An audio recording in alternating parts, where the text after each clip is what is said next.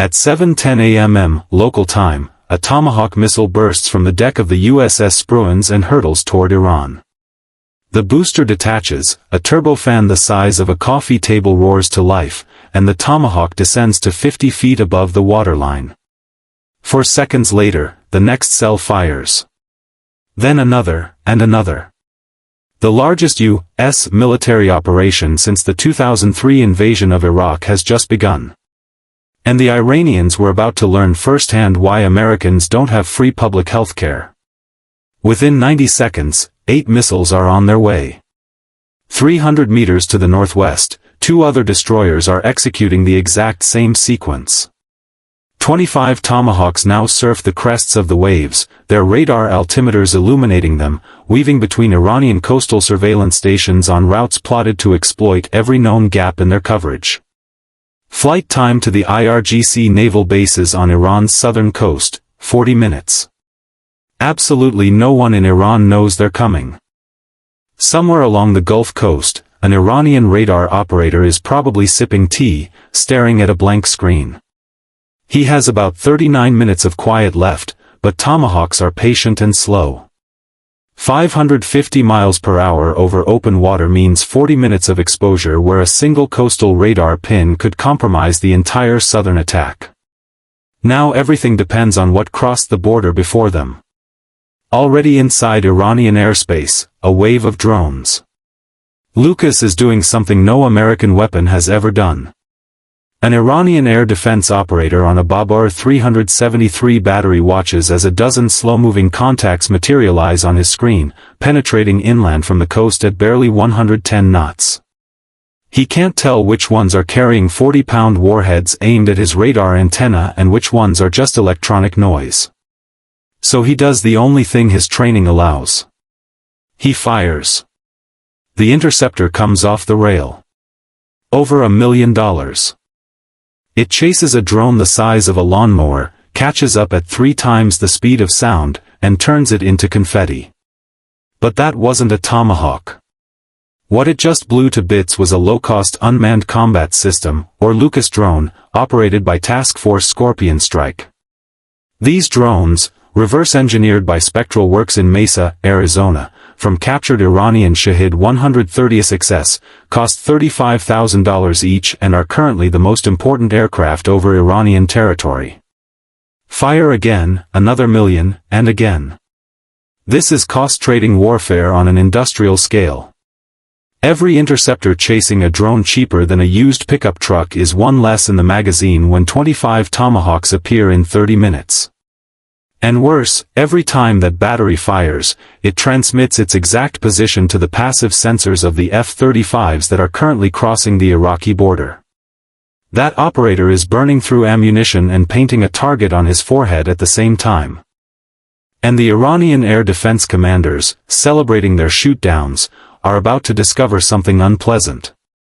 Those interceptors they just burned up are going to be needed, every single one of them, in about 25 minutes, because what crossed the Iraqi border next wasn't a $5,000 drone. 12 F-15 Premier Rahams had been climbing eastward through Iraqi airspace for 90 minutes, protected behind a curtain of F-35 Premier Adirs flying in total silence ahead without their electronic warfare suites, passively cataloging every radar emission along the Iranian border without emitting a single thing. The Rahams were flying in the electromagnetic shadow, each carrying a Rampage missile suspended below the fuselage centerline. At 8:05 a.m. local time, the formation reached launch altitude over western Iraq. The weapons officer in the rear seat had been watching his designation screen update and coordinates refined 3 times via Link 16 from an Israeli Raham intelligence aircraft orbiting over Jordan for the past hour. The final solution is confirmed. The pilot squeezes the release trigger. 11 kilograms are jettisoned and the ram jumps, its nose lifting from the sudden weight loss. The fly-by-wire corrects before the pilot's hands can react. Beneath the aircraft, the solid rocket motor ignites. The weapon breaks the sound barrier in seconds, leaving an exhaust trail that the pilot can see shrinking in his rearview mirrors as the missile ascends in a ballistic arc toward Tehran. 11 more Rahams release their payloads within seconds of each other. 12 weapons accelerating beyond any Iranian interception capability at this stage of flight, arcing eastward. A Tomahawk from Iraq needs 45 minutes to reach Tehran. These weapons need minutes. That difference is the whole game. And 45 minutes gives the Iranian radar operators its time to detect, track, request authorization, and fire. Minutes give them time to see the impact on the news. Spent boosters will fall in fields in eastern Iraq. Open-source analysts will photograph them in hours, but right now, 12 warheads are converging on Pasteur Street. Tomahawks are 10 minutes from the Gulf Coast. Oh, and the air defense batteries that Lucas drones have been emptying all morning are running out of ammunition. At 8:10, it all hits at once. Long-range weapons strike first. Supersonic warheads arriving with no warning, functionally zero. The Supreme Leader's office on Pasteur Street takes multiple direct hits. A passing Airbus satellite captures the aftermath. Several buildings within the compound are reduced to shattered concrete, plumes of smoke piercing the morning air. Within minutes, F-35s and Adirs cross the border loaded with DAMs and small-diameter GBU-39 bombs. This is where the F-35 sensor fusion justifies every last dollar of its price. The pilot diving toward the Ministry of Defense doesn't switch between radar screens, infrared fits, and threat displays. The aircraft's computers fuse absolutely everything, its own sensors, link 16 data from every aircraft in the formation, satellite imagery, all into a single picture. He sees every Iranian radar still operating within a 200-mile radius, every friendly aircraft, the GPS coordinates of the 3 buildings he's about to bomb through the roof, one screen, one image, like driving with a GPS that shows you every traffic camera, every speed camera, and every pothole. All updated in real time. And Iran spent 30 years building an integrated air defense network. The F-35 turned it into a highlight reel. The pilot rolls belly up at 25,000 feet, lowers the nose toward the Ministry of Defense complex, and releases a small-diameter GBU-39. The weapon weighs only 250 pounds. A quarter the size of a standard JDAM, but its GPS-guided diamond-shaped wings allow it to glide more than 40 miles from the launch point. And at this distance, circular error is measured in single-digit feet. The SDB pierces the roof of the ministry and detonates with a delayed fuse inside the 3rd floor, the level where military planning documents reside. The pattern is repeated throughout Tehran, the Ministry of Intelligence, the Atomic Energy Organization headquarters, the Parchin military complex, each target selected because it cannot be quickly rebuilt, relocated, or replaced with backup systems. The F-35s aren't hitting government buildings at random, they are severing the administrative nervous system that connects Iran's military leaders to their units in the field, their intelligence, and their nuclear bureaucracy. But every minute the F-35s remain over Tehran, their fuel runs low and their exposure grows. And from the mountains of western Iran, the country's most capable air defense system, the one the Lucas drones have yet to reach, is tracking each and every one of them. 700 miles south of the smoke over Tehran, the Tomahawk missiles finally reach the coast. The first warhead impacts the IRGC naval base at Kahlua at 8 a.m. local time. The command building collapses inward. Fuel tanks behind it ignite, and a column of black smoke rises, piercing the morning dampness. 4 minutes later, an F-15 Strike Eagle from the 48th Fighter Wing, deployed to Jordan from RAF Lac Ken Heath, enters from the north at 18,000 feet with a 60-degree dive angle. The weapons systems officer in the rear seat has been studying this target on his APG-82 radar for 40 minutes. A reinforced concrete shelter with a crescent roof faces the sea, designed to protect the PAP-class fast attack craft inside. These are the boats Iran built to saturate the Strait of Hormuz. 15 meters long, armed with machine guns and rocket launchers, not designed to launch in swarms of 100 and overwhelm U.S. tankers and ships with sheer volume. Today, no one's going anywhere. Designate the shelter. Confirm GEPS engagement. Release the GBU-31. 900 kilograms detach from the central station. The JDAM tail kit deploys 4 grid fins, adjusting 10 times per second, directing a slab of tritonal and hardened steel toward a roof built to withstand shrapnel, not a weapon impacting with the force of a speeding freight car. 30 seconds of freefall. The bomb pierces the concrete arch and detonates inside the shelter. The overpressure has nowhere to go. The walls burst outward. The roof collapses onto the boats like a clenching fist. The Strike Eagle is already climbing back to altitude when the U.S. double confirms the impact in podium images action. Beneath them, if the Strait of Hormuz remains open and calm. Iran spent 40 years threatening to mine it and strangle the world economy. The boats they were supposed to do burn under a collapsed roof on the Gulf Coast. And the Navy is far, far from being finished with Iran today.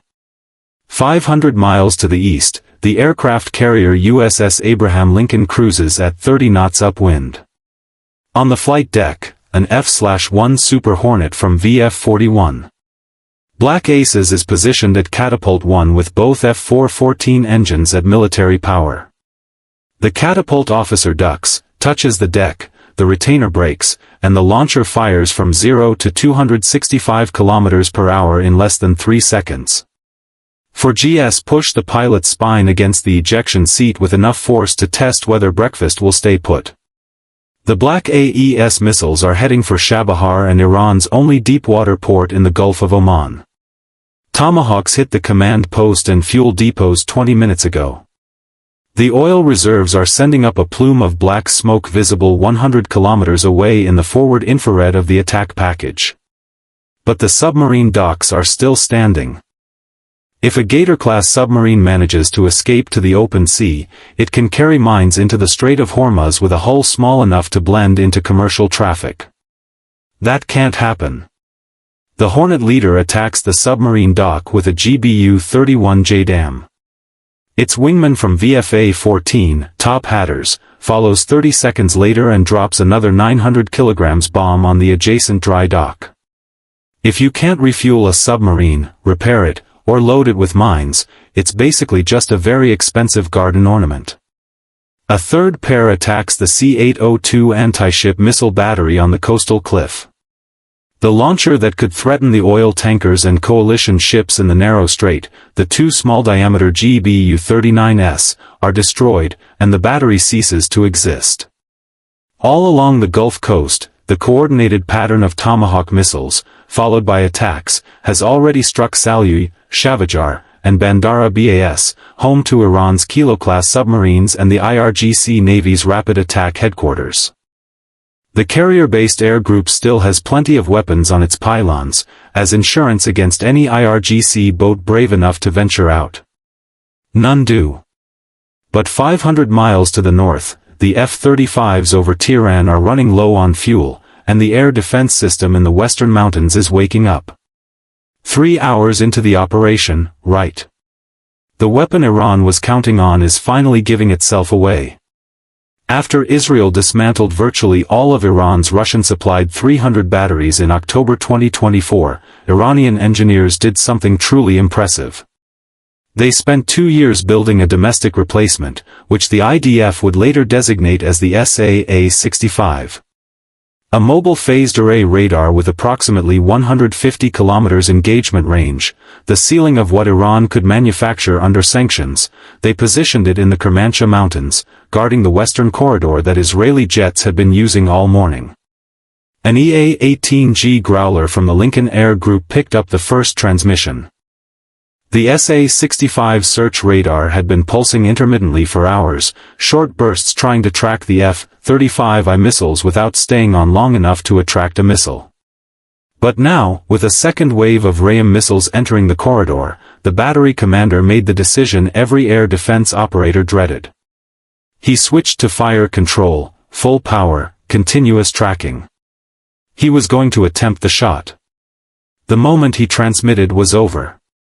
The Growler's next-generation ALQ-249 jammer flooded its tracking frequency with enough power to turn the display into pure noise.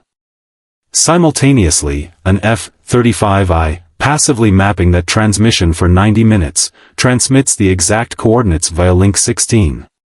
From a Super Hornet orbiting 65 kilometers to the west, an AGM-8 missile detaches from its pylon, ignites its rocket motor, and accelerates to nearly Mach 3. The missile's multimode seeker, both GPS inertial and millimeter wave guided, doesn't care if the radar goes down, it already knows where it is. From transmission to impact, less than 90 seconds. Iran spent 2 years building a replacement for the air defense system that Israel destroyed.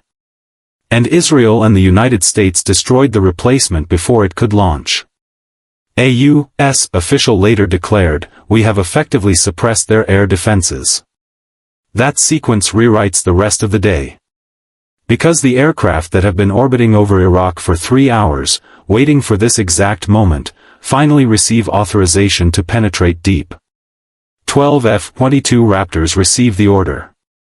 These are the jets from Joint Base Langley Eustis, Virginia, and call signs Trend 51 to 66 transferred to the region via RAF Lakenheit 4 days earlier. They've been burning fuel in the skies over western Iraq for 3 hours, watching the air defense panorama shift from red to AM. Now it's time to move in.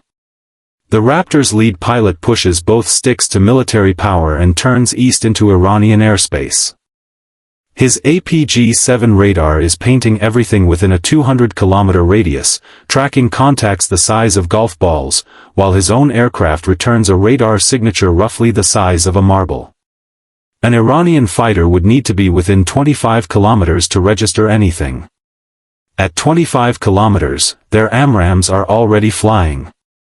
It's the radar equivalent of being invisible until you're standing in someone's living room.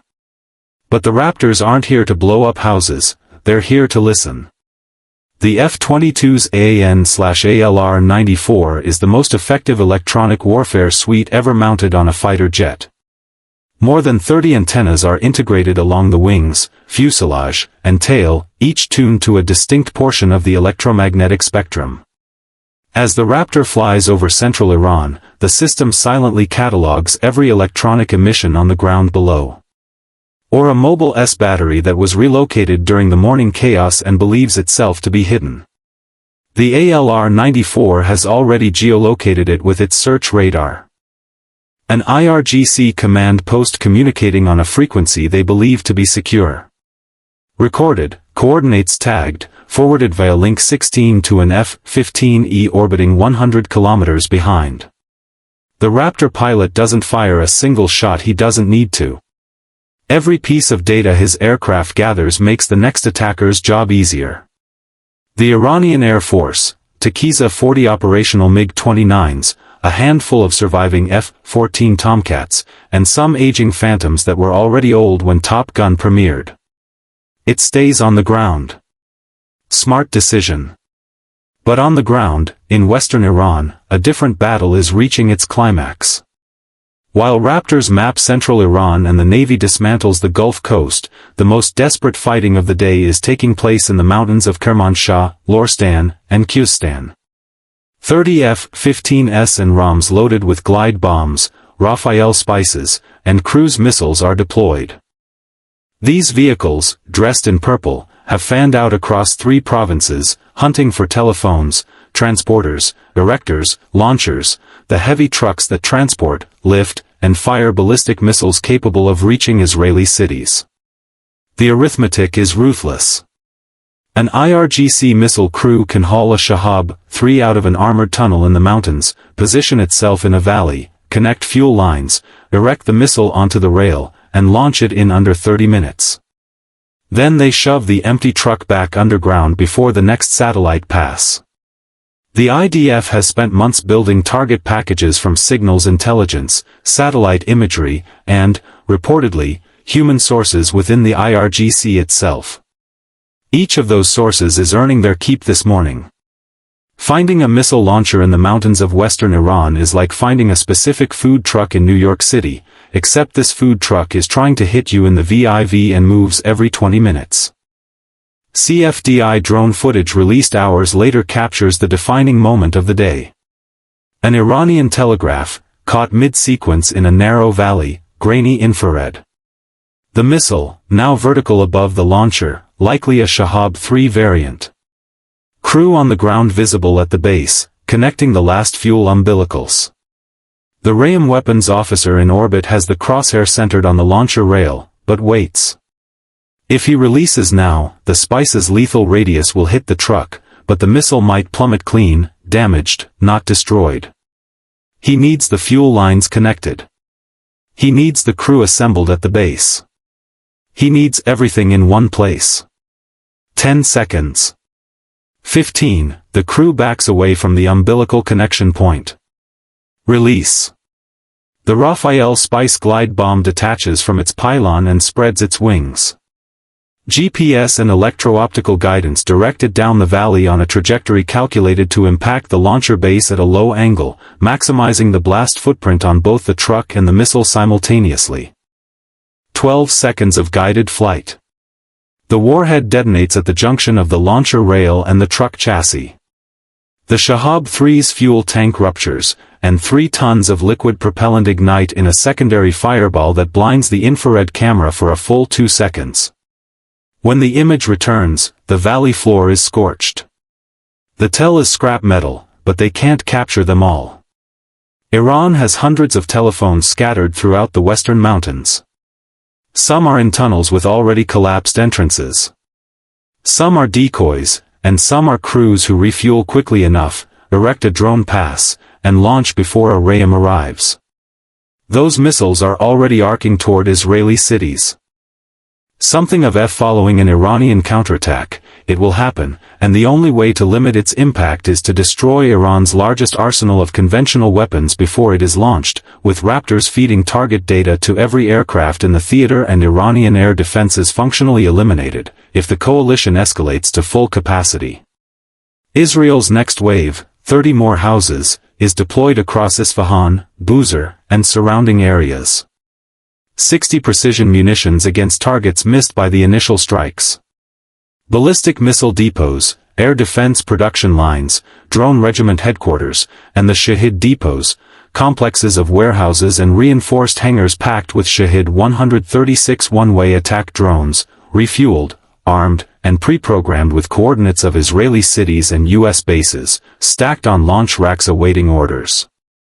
The same drones the IRGC was planning to launch in swarms of hundreds as part of its retaliation that same afternoon. Dams and small-diameter bombs swept through depot after depot in 3 provinces. 950 drones were eliminated. Simultaneously, U.S. strikes hammered the IRGC's innermost command and control infrastructure, underground bunkers, communications repeaters, fiber optic nodes. The targeting logic is simple. Cut communications first, and commanders can't coordinate even if they want to. Iran's internet drops to 4% of its normal capacity, confirmed by NetBlocks. However, a hacked Iranian prayer app still manages to send a simple message to millions of phones. Help has arrived. If you found this video interesting, like, subscribe, and turn on notifications so you don't miss any analysis. Share this video with anyone who needs to understand what's really going on, and tell us in the comments where you're watching from. Now watch our other video where the US annihilated Iran's nuclear program. See you in the next one. 4.